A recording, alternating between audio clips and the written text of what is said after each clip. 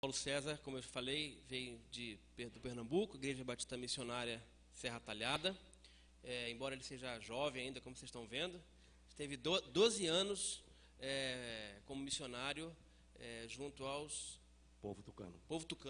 Isso. E teve a oportunidade de traduzir o Novo Testamento para a língua tucana. Trabalho dificílimo, né, irmãos? Imagina traduzir o Novo Testamento para uma língua indígena, né? Ele fez isso em parceria, né, pastor, com outro missionário, e agora é pastor em Pernambuco e professor do curso de teologia da CETRAMI, da JAMI. Amém. Pastor. Amém. Já.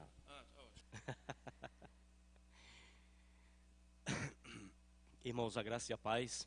Amém. Estamos aqui com vocês e, como eu disse ontem, para a gente é um prazer. Apesar que eu saí de casa bem, né? Sem gripe, sem resfriado.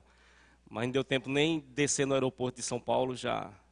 É porque sertanejo não é adaptado a esse contexto. Mas para a gente é um enorme prazer estar com vocês aqui.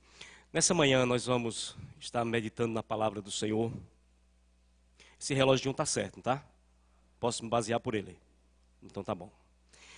Vamos abrir a palavra no livro de 2 Reis, capítulo 6. Quem estava aqui ontem à noite? Ok. É melhor ter perguntado quem não estava aqui ontem à noite. Pronto. Amém. Então, como ele já disse, o pastor Paulo César, eu tive a honra dada por Deus de trabalhar 12 anos junto ao povo tucano, no Amazonas. A JAMI ela foi fundada no ano de 1995 e eu fui um dos primeiros missionários, porque eu fui para o campo já em 1996, já pela JAMI, que fez uma parceria com a Associação Linguística Evangélica Missionária, mais conhecida como Missão Além.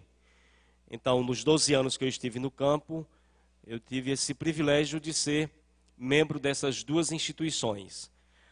Pastor, por que duas instituições para um mesmo missionário, um mesmo campo?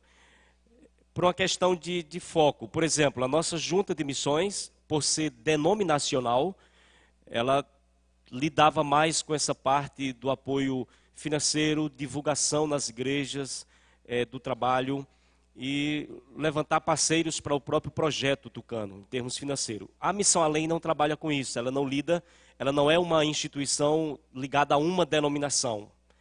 Ela recebe missionários de várias denominações. E o foco da Missão Além era tradução de Bíblia, que era um foco que a JAMI não tinha. E o treinamento, a assessoria que a Missão Além dá para os missionários tradutores, a JAMI, que estava aí no processo estava começando, não tinha. Um dos privilégios que o missionário tem, às vezes a gente só pensa no sofrimento do missionário, né? Nesse livro aqui que a gente publicou, a primeira reflexão aqui é chamado O Ministério Missionário. E uma das coisas que a gente coloca aqui é que existem alguns estereótipos, né, que foi criado na igreja brasileira com relação a missionário, né? Tipo, missionário foi visto por muito tempo como uma espécie de pedinte, né? Quando o missionário chegava na igreja, já pensava, vai pedir alguma coisa. A missionário foi visto na igreja brasileira também como aquele que não tinha um preparo suficiente para ser pastor numa igreja no contexto urbano, então manda para o campo. Parece que lá não precisa tanto preparo. E missionário foi visto e ainda é visto na igreja por muitas pessoas como uma espécie de sofredor, né? É como se ser missionário e ser sofredor fossem duas coisas sinônimas. Mas missionários têm privilégios.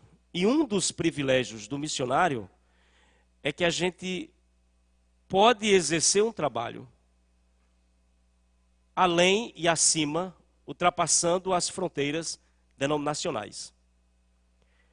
O trabalho tucano é conhecido pelo pastor Paulo César, sua esposa Luciene, é conhecido pela JAMI, mas comigo trabalharam, por exemplo, missionários presbiterianos, na mesma equipe, porque eram da Missão Além. E ali nós estávamos juntos, presbiterianos, assembleanos, batistas chamados tradicionais, da convenção CBB, a Batista Brasileira. Trabalhamos juntos, missionários da Batista Nacional. Então, esse é um dos privilégios que a gente teve ali, de trabalhar com uma diversidade de pessoas. Só para os irmãos terem uma ideia, uma das coisas boas da missão, quando a gente publicou, quer dizer, começou a fazer o trabalho de divulgação para publicar o Novo Testamento, quando a Jami fez a conta, no sentido de quantas igrejas batistas nacionais tem no Brasil, e quantos crentes da Convenção Batista Nacional, dava menos de um Novo Testamento por cada Batista Nacional. Na época, cada Novo Testamento custava $7,4, porque foi, como eu disse ontem, impresso na Coreia.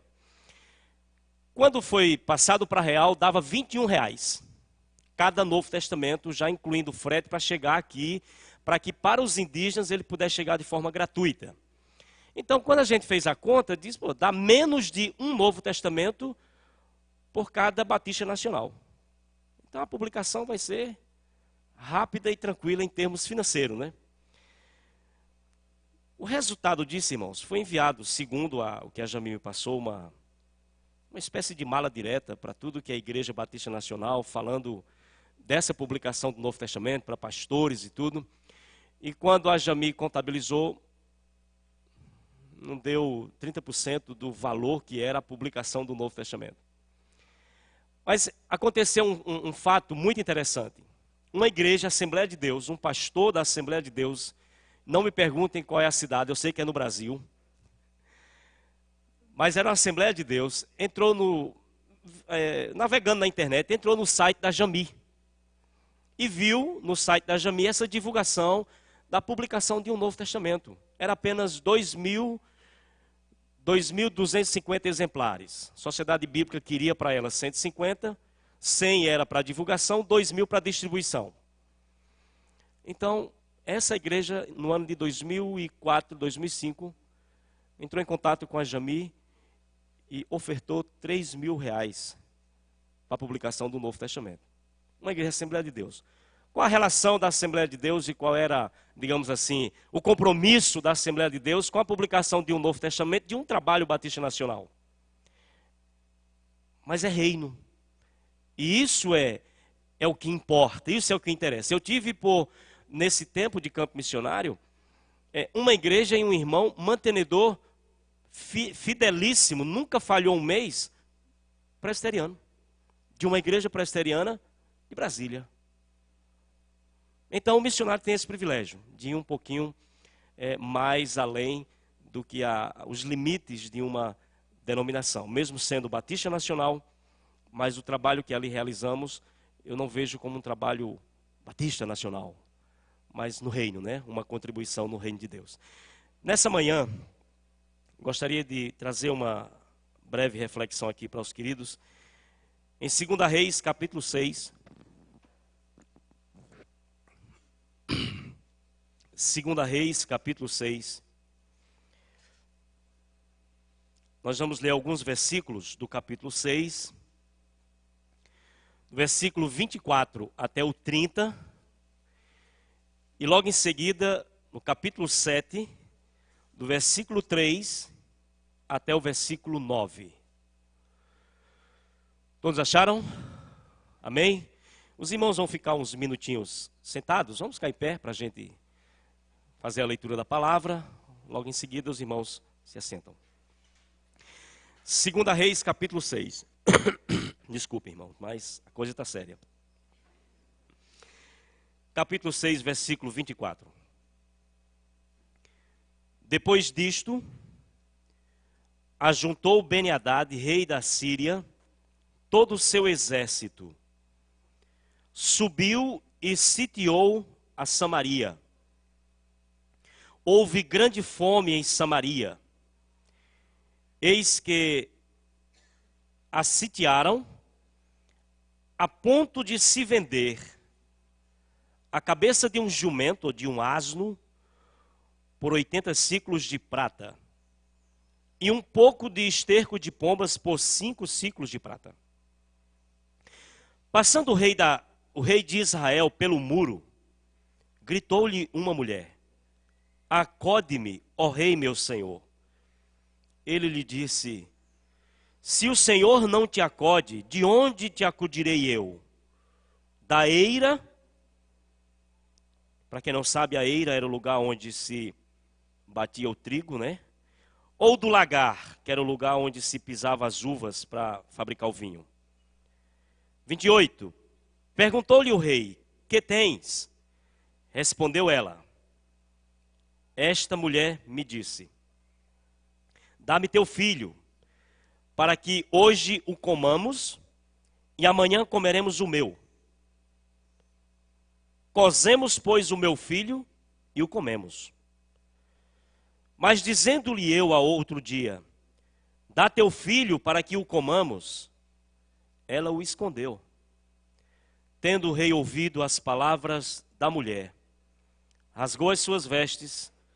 Quando passava pelo muro, o povo olhou e viu que trazia pano de saco por dentro, sobre a pele. Capítulo 7, verso 3.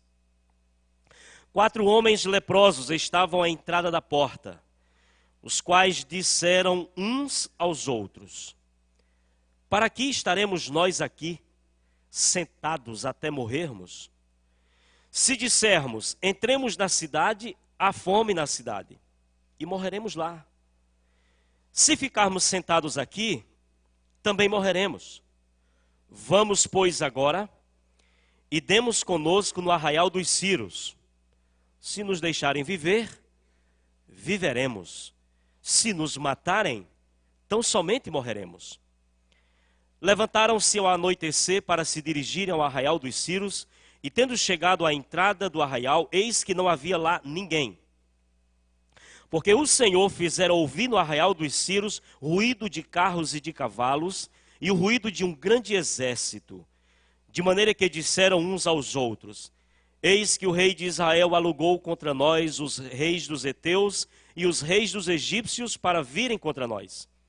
Pelo que se levantaram e, fugindo ao anoitecer, deixaram as suas tendas, e os seus cavalos, os seus jumentos e o arraial como estava, e fugiram para salvar a sua vida. Chegando, pois, aqueles leprosos à entrada do arraial, entraram numa tenda, e comeram e beberam, e tomaram dali prata e ouro, e vestes, e se foram, e os esconderam. Voltaram e entraram em outra tenda, e dali também tomaram alguma coisa, e a esconderam. Então disseram uns aos outros: não fazemos bem. Este dia é dia de boas novas, e nós nos calamos. Se esperarmos até a luz da manhã, seremos tidos por culpados. Agora, pois, vamos e o anunciemos à casa do rei. Amém? Fique com a sua Bíblia aberta nesse texto. Pai, nós estamos aqui diante do Senhor. Somos aqui parte do teu corpo, parte da tua igreja na terra. Estamos aqui, ó Deus, num momento especial como igreja do Senhor, para pensarmos, para refletirmos, ó Deus, sobre a missão do Senhor e a nossa participação nela. E queremos, Pai, nessa manhã, pedir que o Espírito Santo do Senhor venha alcançar o nosso coração. Pai, que o Senhor venha desafiar a nossa vida e não nos permita sair daqui da mesma maneira que nós entramos.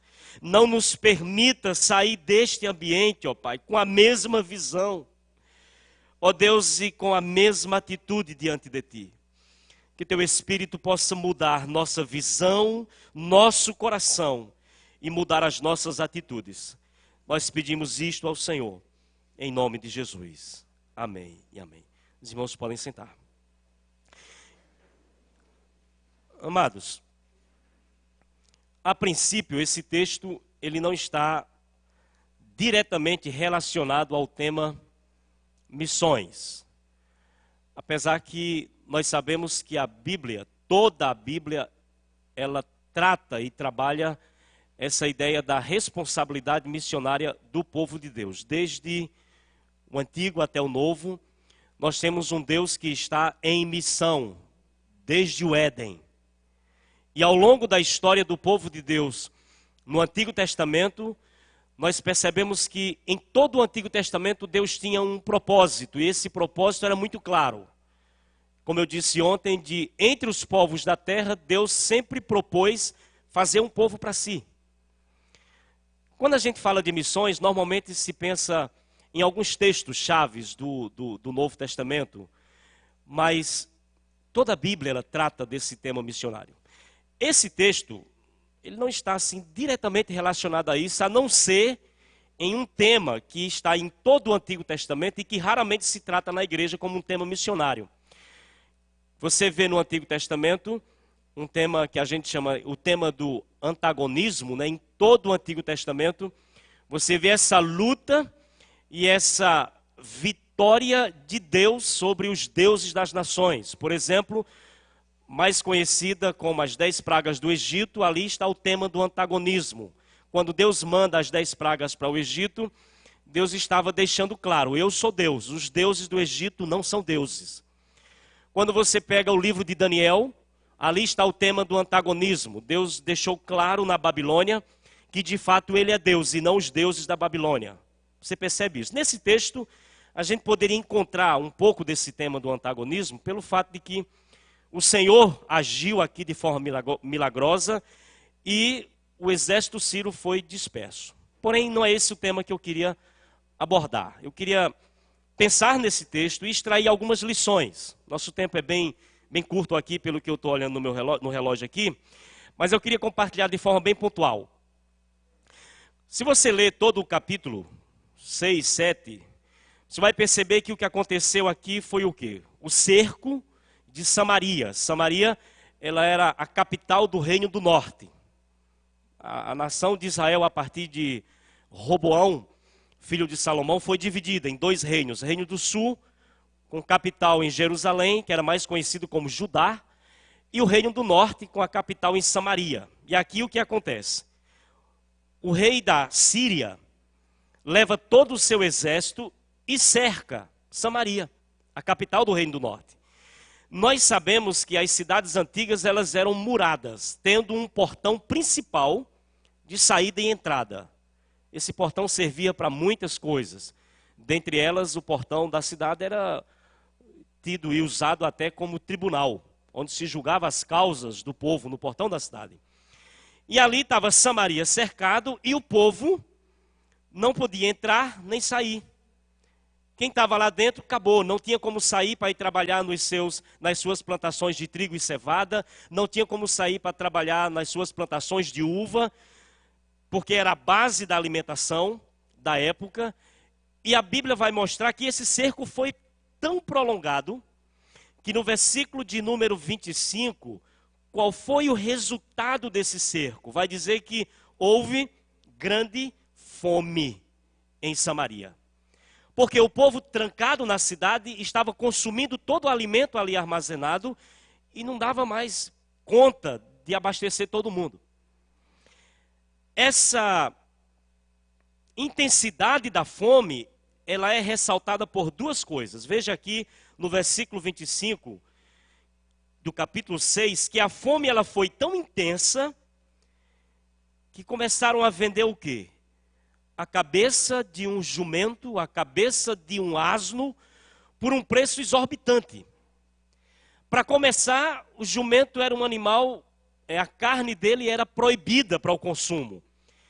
Mas a fome era tão intensa que eles deixaram de lado a lei que proibia o consumir carne de jumento e passaram a comprar a cabeça de um jumento por preço altíssimo.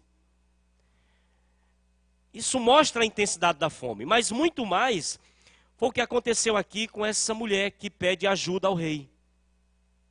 O rei pergunta o que aconteceu. Ela disse, não, é porque eu combinei com essa minha colega aqui, que a gente ia cozinhar o meu filho ontem para comermos, e hoje seria a vez do filho dela. Nós iremos cozinhar e comer o filho dela. Nós comemos o meu ontem.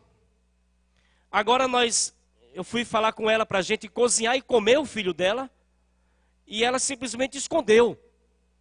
Então o rei entra em desespero. Por quê? A fome, irmãos, era tão intensa que os instintos maternos foram substituídos aqui por instintos predadores, por instintos animalescos. E as pessoas estavam aqui, mães, para matarem a sua fome, consumindo a carne dos próprios filhos. Tão intensa era a fome. E aqui o que acontece? Se você for ler todo o texto, o rei coloca toda a culpa em Eliseu, vai atrás de Eliseu, e Deus usa Eliseu numa profecia e diz, olha, amanhã a estas horas haverá aqui alimento em abundância, e o preço vai cair, vai ser quase de graça.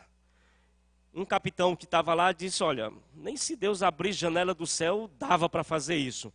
Eliseu olha para ele e diz, olha, você vai ver Deus fazer isso, mas você não vai provar. Então houve aqui uma promessa de Deus, e quando você olha para o capítulo 7, versículo 16, Deus cumpriu a sua palavra, de maneira que houve alimento em abundância em Samaria. Mas pastor, onde é que o senhor quer chegar? Irmãos, eu queria trazer daqui desse texto, compartilhar com os irmãos, alguns princípios bem claros e bem específicos para o nosso desafio como igreja, o nosso desafio missionário. A primeira coisa que nós temos aqui, o primeiro princípio que eu quero destacar, é que nós não podemos ignorar a realidade do desafio. Nós temos aqui alguns leprosos que por algum momento ignorou isso. Por alguns momentos ignoraram essa realidade. E qual era a realidade ali? A realidade ali era um cerco de longa duração. A realidade ali era uma fome intensa com alimentos proibidos a preços exorbitantes. A realidade ali era até mesmo canibalismo materno. E a realidade ali eram inimigos cercando a cidade na expectativa de que se alguém saísse, eles iam matar. Iam matar de qualquer jeito, ou de fome, e se ele saísse, iam matar pela espada. Essa era a realidade. Nós não temos hoje isso, a princípio, cidades cercadas ou muradas, onde tenham pessoas vivendo isso aqui. Mas nós temos uma realidade, há um desafio que nós não podemos ignorar. Há uma fome de Deus no mundo. Há também uma fome física. Claro que há muitas crianças, há muitas famílias passando fome nesse mundo. Há uma fome física, há uma fome material, mas acima de tudo, há uma fome de Deus no mundo. Há uma ausência do conhecimento de Deus entre os povos do mundo, entre as tribos e entre as línguas da terra. Irmãos, nós estamos aqui e nós fazemos parte de uma cultura um pouquinho complicada, mesmo crentes.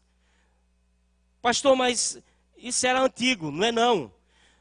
Nós nos convertemos à fé cristã, nós nos convertemos ao cristianismo, mas muitas coisas nós trazemos para dentro da igreja, alguns valores antigos, nós não conseguimos nos libertar. E uma delas está ligada, por exemplo, à vida desses povos onde o conhecimento de Deus não chegou. Por exemplo, quando você olha para a realidade dos povos indígenas brasileiros, como o brasileiro, na sua grande maioria, vê, observa, enxerga e interpreta a realidade indígena. Existem dois tipos de observações que eu digo que são dois tipos de preconceito entre os povos indígenas brasileiros. Por exemplo, você vai ter entre os brasileiros aqueles que olham para os índios como uma espécie de animais. Como assim, pastor? Frases do tipo, minha avó foi pega a laço. Já ouviu falar dessa frase? Lá é muito comum. Minha avó era descendente de índio, foi pega a laço, de tão brava que ela era. Pastor, os índios que o senhor trabalhava eram selvagens? Claro, eles moram na selva. Claro que eles são selvagens. Mas o que é ser selvagem? Se ser selvagem é ter crianças jogadas debaixo das pontes e viadutos da cidade, enquanto nós moramos em apartamentos e casas mobiliadas, se ser selvagem é ter crianças sem pai e sem mãe jogadas na rua, eles não são selvagens. Porque na aldeia indígena não tem órfãos. Na aldeia indígena não tem criança debaixo das pontes. Na aldeia indígena não tem criança dormindo na rua. Porque se morre pai e mãe, é obrigação comunitária alguém assumir o cuidado daquelas crianças. Então isso não é ser selvagem.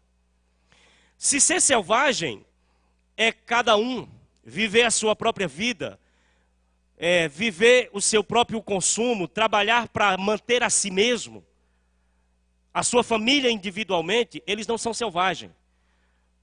Porque tudo que eles caçam, pescam e plantam é para ser dividido na comunidade, para que todos tenham acesso ao alimento. Mas essa expressão quer dizer, há um preconceito. E existe um outro preconceito que é o extremo, que isso foi ensinado pela Globo. É o mito do índio bonzinho, quase anjo. Pastor, eles vivem tão bem lá na selva, em paz, em plena harmonia com a natureza, vivem de boa, e aí vocês vão lá estragar a cultura deles? Isso é mito, irmãos. Eu morei 12 anos numa aldeia e eles têm os mesmos problemas que nós temos. Mesmo problemas com álcool. Mas pastor, quem levou cachaça para lá foram os brancos. Antes da cachaça chegar, eles já tinham o caxiri feito da mandioca. E eles já bebiam e se embriagavam, batiam nas suas esposas. E filhos e esposas dormiam no mato muitas noites por causa de violência doméstica antes da cachaça. Porque eles são pecadores, como qualquer ser humano.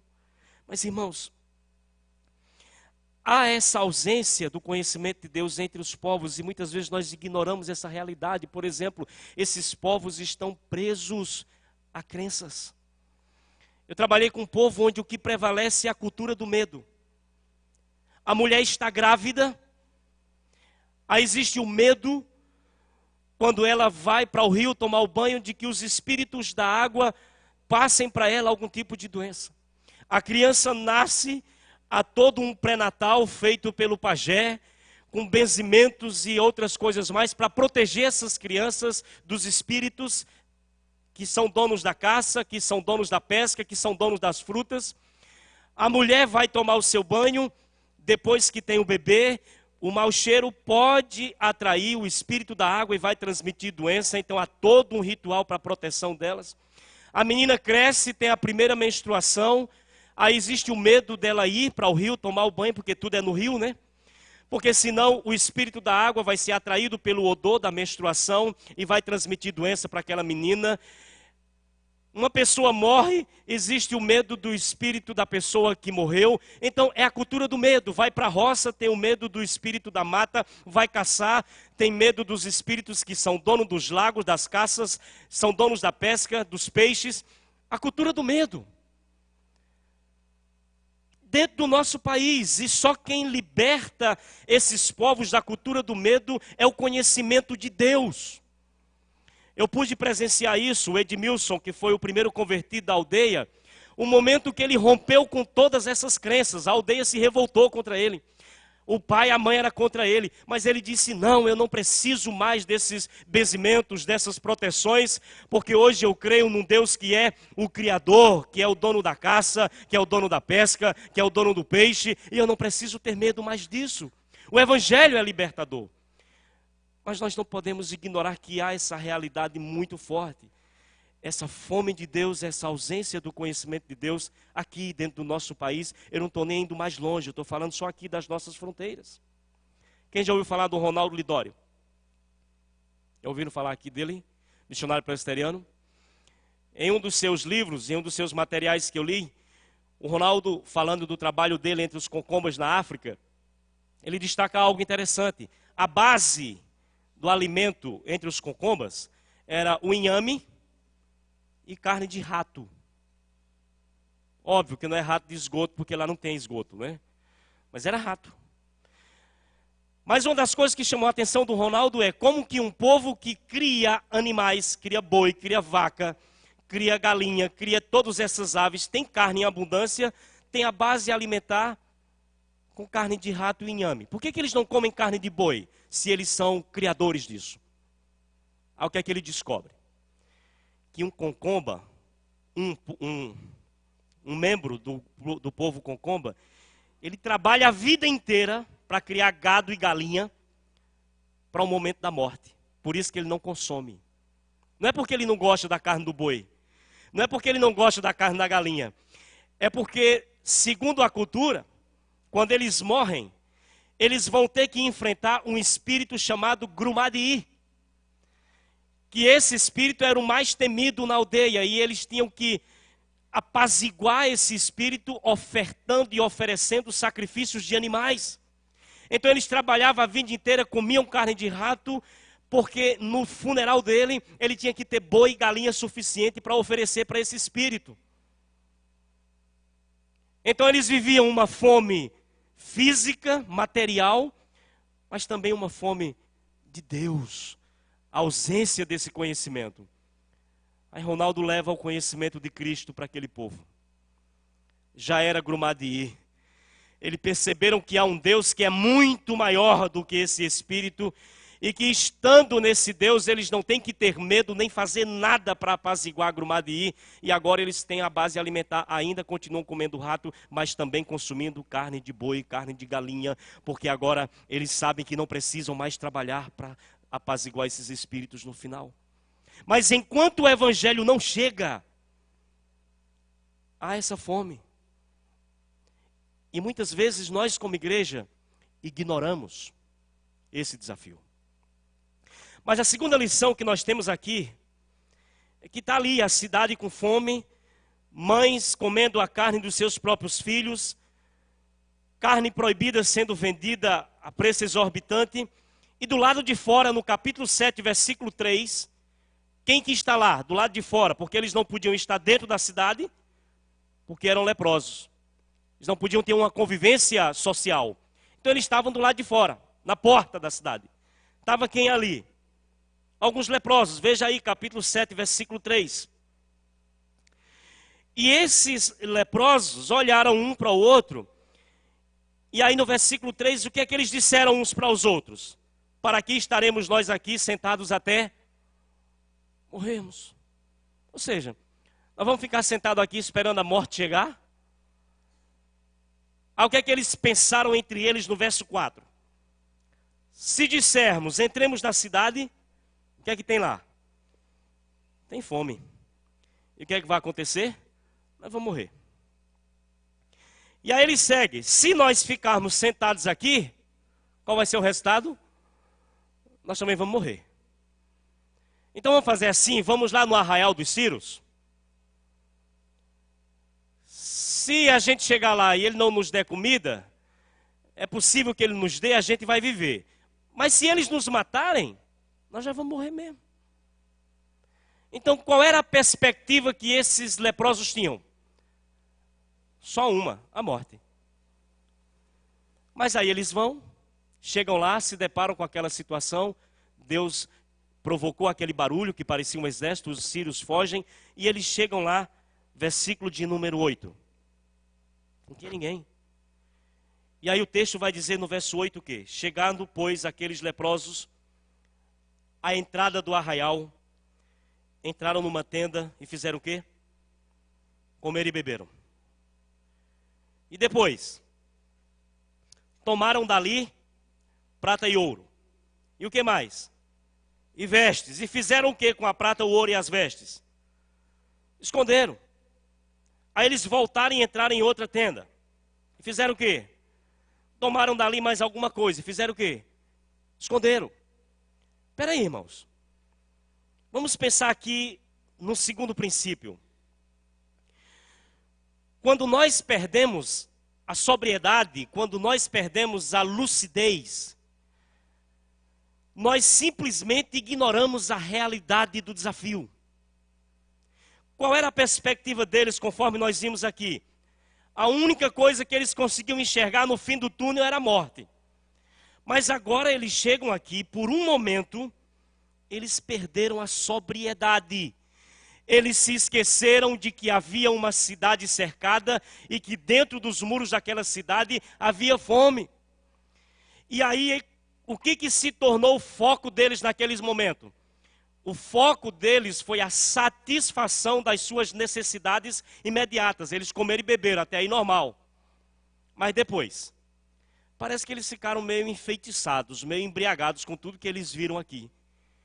Eles mataram a fome deles, satisfizeram suas necessidades imediatas, mas aí não acharam isso suficiente. Eles mudaram o foco e passaram não apenas a satisfazer necessidade imediata, mas eles agora começaram a pensar em garantias futuras. Eles pegam prata, ouro, vestes e fazem o quê? Para quê? Eles iam morrer. Querendo ou não, eles iriam morrer. A única perspectiva era a morte. E mesmo assim, eles começam a se envolver no armazenamento de garantias futuras. Prata, ouro, vestes. E aí eles perderam simplesmente a sobriedade. Eles se focaram na satisfação das suas necessidades pessoais e no acúmulo de garantias futuras. Irmãos, eu não sei se vocês já viram pessoas parecidas com esses leprosos. Mas muitas vezes nós, aqui eu me incluo, somos assim. Somos assim. Por quê? Porque muitas vezes nós perdemos a sobriedade, a lucidez espiritual, e fazemos da nossa satisfação pessoal o foco da vida. E mais do que isso, nós perdemos a lucidez, nós perdemos a sobriedade espiritual e fazemos do acúmulo, armazenamento de coisas e garantias futuras o foco da vida. Para que no dia que a gente morrer, a gente possa dizer, eu morri, mas alguma coisa eu tinha. E daí? O que você vai fazer com tudo isso? Vai deixar para os filhos brigarem. Para dividir, vai dar uma briga danada para eles dividirem o que você trabalhou e deixou para eles. Então muitas vezes nós perdemos isso, irmãos. E eu queria deixar aqui para vocês essa reflexão para a nossa vida. Quando nós fazemos da nossa satisfação pessoal e da busca por garantias futuras, o foco da nossa vida, quando nós fazemos isso, nós perdemos a sobriedade, a lucidez espiritual e ignoramos o desafio lá fora. Ignoramos que lá fora há fome material e a fome de Deus. Foi o que aconteceu com esses leprosos aqui. Irmãos, igrejas ensimesmadas, igrejas voltadas para dentro de si mesma, focadas em sua satisfação, elas simplesmente ignoram o desafio dos povos não alcançados do mundo. A gente acabou de ver uma realidade fortíssima aqui. Mas nós ignoramos. Cristãos, na individualidade, focados em si mesmos, focados na satisfação de si mesmo, simplesmente perde ou ignora. Perde a sobriedade e ignora a realidade dos povos não alcançados pelo Evangelho, dos grupos indígenas, dos vários níveis sociais que não têm Evangelho, porque nós estamos focados em nós mesmos. Aí chega essa teologia que está aí no Brasil há muitos anos, e aí o pastor nos ensina uma coisa aqui e a televisão nos ensina outra. Hoje nós pastores temos um desafio terrível, porque nós não conseguimos pastorear sozinhos as nossas igrejas, porque tem um monte de gente ensinando para os membros das nossas igrejas. E qual é o foco desse evangelho que está aí? A realização do meu sonho de consumo, a realização do meu sonho profissional, a aquisição ou conquista na minha área financeira, conquista nisso, conquista naquilo. Irmãos, a igreja brasileira está embriagada. Ela perdeu a sobriedade e a lucidez espiritual e está focada aqui. Satisfazer, eu vou comer e beber, eu vou pegar prata, vou pegar ouro, eu vou armazenar, porque eu vou morrer e aí? Eu vou deixar esse negócio, ninguém vai nem achar, nem a prata, nem o ouro, porque eu escondi. E para a gente finalizar, eu queria chamar a atenção para o terceiro princípio que nós temos aqui, que está no versículo 9. No versículo 8, você vê esses leprosos focados em comer, beber e guardar coisas. E no versículo 9, Como é que começa? Então, disseram uns aos outros. Ou seja, irmãos, voltou a sobriedade. Eles voltaram à lucidez. Eles, pararam um pouco e aí começaram a falar uns com os outros. O que é que eles começaram a fazer? Disseram, olha, não fazemos bem. Ou seja, está tudo errado o que a gente está fazendo aqui. A gente está comendo e bebendo, a gente está guardando coisas, prata, ouro, vestes, nós não estamos agindo corretamente. E o que é que eles disseram mais? Não fazemos bem. Por que não fazemos bem? Porque este é dia de... E nós nos... Irmãos, havia uma cidade e centenas de pessoas dentro daquela cidade morrendo de fome, precisando de alimento. E aqueles 4 leprosos sabiam que ali tinha alimento em abundância. É dia de chegar lá e falar, é dia de boas novas, é dia de dizer que ali no arraial tem alimento para todo mundo e nós estamos aqui calados, focados em satisfazer a nossa fome, em saciar a nossa sede, focados em guardar ouro e prata, e lá fora, lá dentro, melhor, dos muros da cidade, o povo está com fome. Não fazemos bem, estamos agindo de maneira errada. Nós estamos nos calando num dia que é para falar. Hoje é dia de anunciar boas novas, nós estamos calados. E aí o que é que eles fizeram ainda no verso 9? Eles refletiram. Se esperarmos até a luz da manhã, nós seremos tidos por culpados.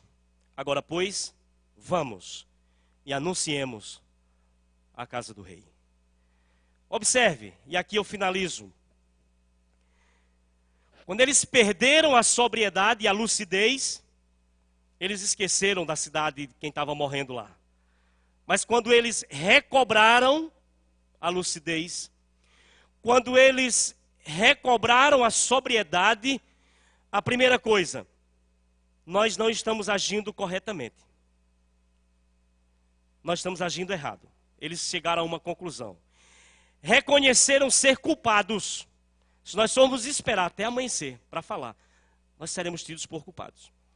Se nós não compartilharmos essas boas novas hoje com a cidade, nós seremos tidos por culpados. E quais eram as boas novas aqui, irmãos?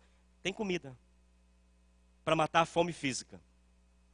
Agora pense, quais são as minhas e as suas boas novas? É mais do que comida para matar a fome física. Nós temos uma mensagem que pode mudar o destino eterno das pessoas. E quando esses homens voltaram à sobriedade, eles desafiaram uns aos outros. Vamos lá. Quando eles voltaram à sobriedade, eles tomaram uma iniciativa. Foram e anunciaram. Irmãos, eles tiraram o foco de si mesmo. Eles tiraram o foco da satisfação das suas próprias necessidades. Eles tiraram o foco de garantias futuras e agora mudaram o foco. Não, o nosso foco é anunciar isso lá na cidade. E eu queria finalizar dizendo para vocês, para mim, para todos nós isso. Nós precisamos voltar à sobriedade.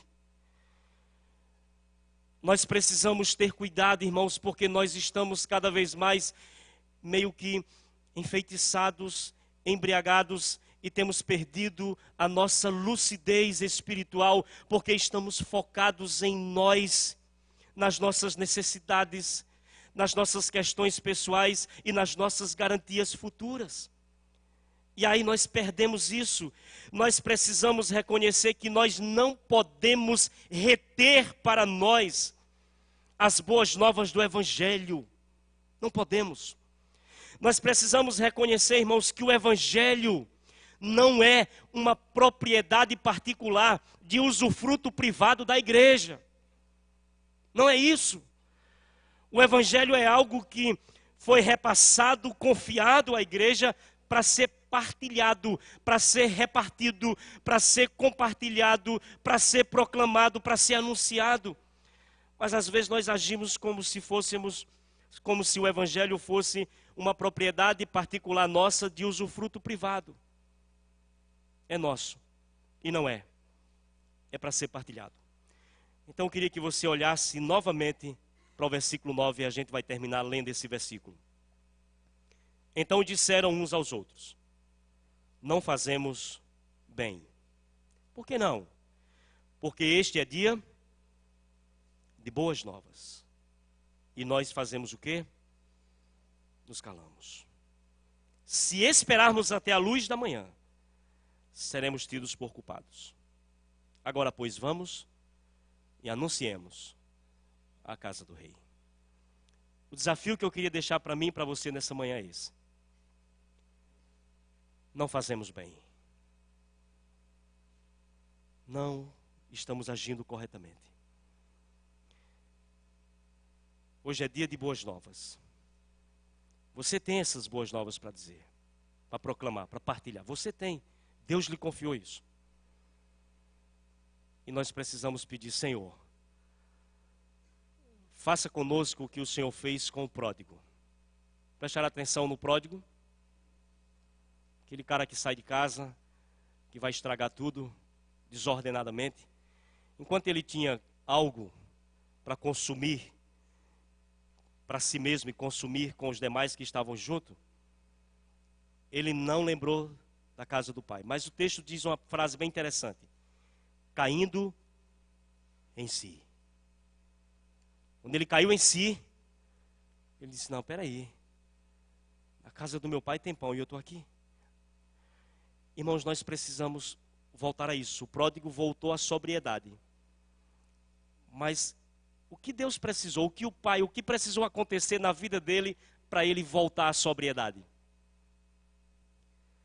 O cara precisou ir parar no chiqueiro para cuidar de porco, para voltar à sobriedade. Que não seja necessário isso acontecer com nenhum de nós, mas que a gente tenha essa sensibilidade ao Espírito de Deus e que possamos dizer: Senhor, eu não preciso ir para o chiqueiro para me lembrar que eu tenho algo a mais a fazer. Eu quero que o Senhor abra os meus olhos, tire as escamas dos meus olhos, abra o meu coração e me faça voltar à lucidez espiritual, à sobriedade espiritual. E entender que eu não posso estar focado em mim, nem nas minhas garantias futuras. Aquilo que Jesus disse: onde se deve acumular tesouros? No céu. Mas o que é que o evangelho brasileiro tem feito? A inversão. É acumular tesouros aonde? Na terra.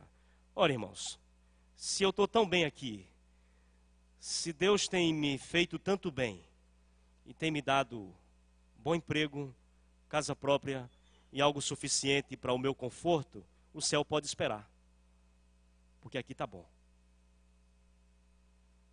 Lembram de Pedro, Tiago e João? Monte da Transfiguração, perderam a sobriedade. Ficaram tão encantados com a visão do Cristo glorificado que eles disseram: é bom estarmos aqui. Vamos fazer aqui 3 barraquinhas, vamos ficar por aqui. Tá bom. Jesus disse: não, por quê? Lá embaixo tinha o quê? Um pai com um filho endemoniado que desde a infância vinha tentando matar esse filho. E Jesus desce e liberta. É bom estar aqui, irmãos, eu não nego a vocês, é muito bom estar aqui. Com louvor, com palavra. Esse momento não só é bom, como é necessário estarmos aqui, é muito bom. Mas nós não podemos fazer 3 barracas. Nós precisamos descer o monte, porque lá embaixo há gente precisando do Evangelho de Cristo. Vamos ficar de pé e nós vamos orar nessa manhã.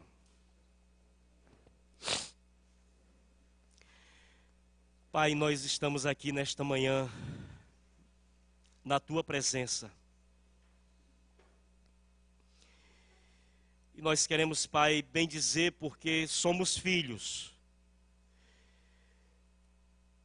Porque se nós fôssemos bastardos, nós estaríamos sem disciplina. Mas quando o Senhor nos disciplina, quando o Senhor nos chama a atenção, é porque nós somos Teus filhos. E o Senhor quer o melhor para a nossa vida como igreja do Senhor. Pai, nessa manhã nós queremos pedir perdão ao Senhor. Pedir que o Senhor tenha misericórdia da nossa vida. Porque muitas vezes, Pai, nós estamos como esses leprosos.